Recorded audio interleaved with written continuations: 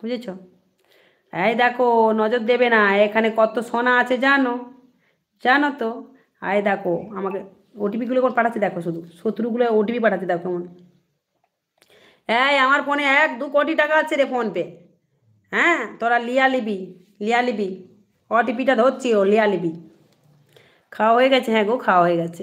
এই যে আমার সোমা মা যে কমেন্ট করেছেন, ওই মা এই কান দিয়েছেন, একটা গলার হাত দিয়েছিলেন, শাড়ি দিয়েছিলেন। তোমরা জানো ওনার কী কী সমস্যা ভালো হয়েছে, বারবার বলেছি।